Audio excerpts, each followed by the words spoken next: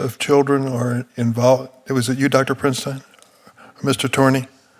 What was that statistic again? Yes, Common Sense Media has done nationally representative polling that has showed that 3 in 4 children have used AI companions. And the second figure he gave was 37%. Yes, 37% of parents know that their kids are using AI.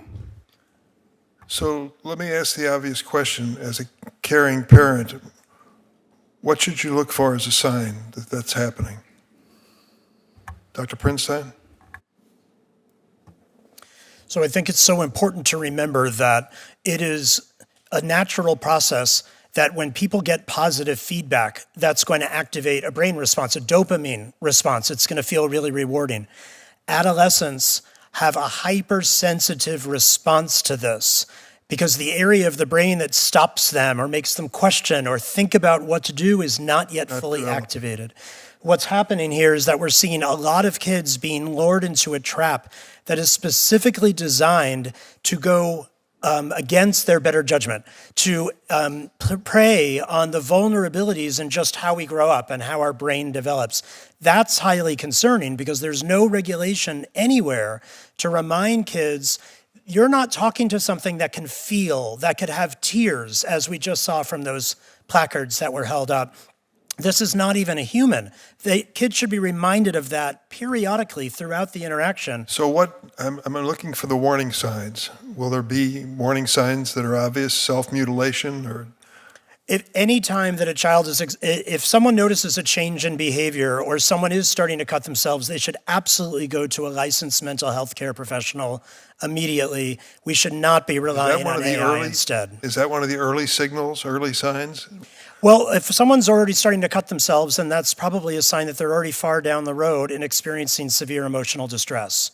Let me ask each of the parents who are here, tell me what you think was an early signal that you finally said something's happening here. Ms. Doe?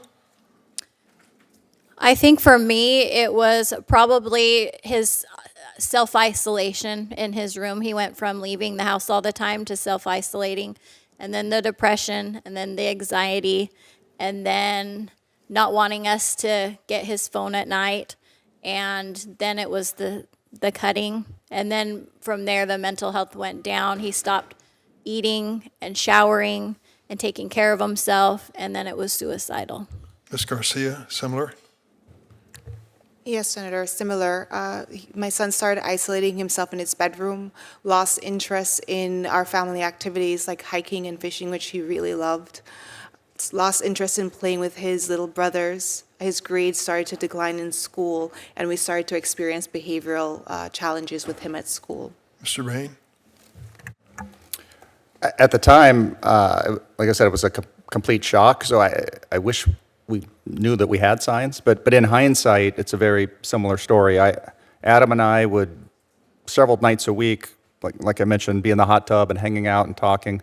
His final month of life, he was avoiding me. I thought he was mad at me, but he would go in after me or before, or it was very bizarre. So, that was, like I said, I thought he was mad at me, but for 30, 45 days, he was avoiding me in ways he never had.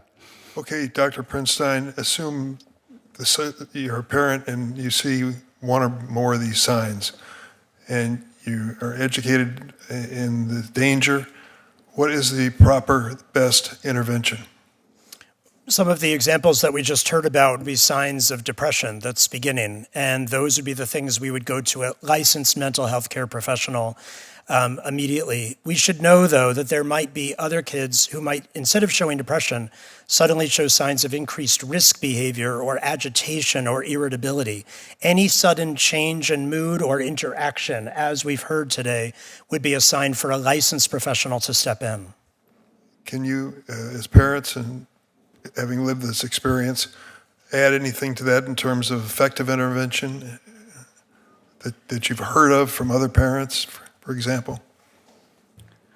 Yes, Senator. I have spoken to several parents, and I've spoken to every pediatrician that I run into and every therapist that I run into to let them know about this so they could start screening for it. And I believe that would definitely go a long way, because the truth is, parents don't know, doctors don't know about character AI and different companion chatbot programs out there because the technology is so new. It was rapidly developed to get it out to market.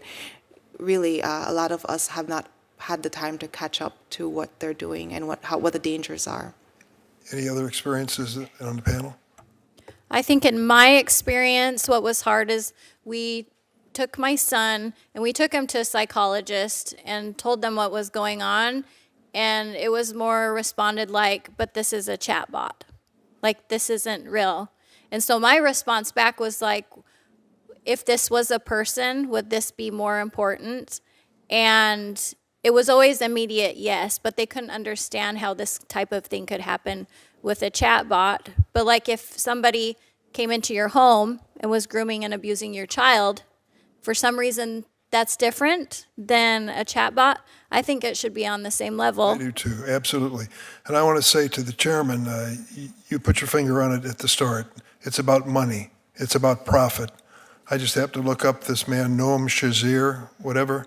Google paid him $2.7 billion to come back and work at Google.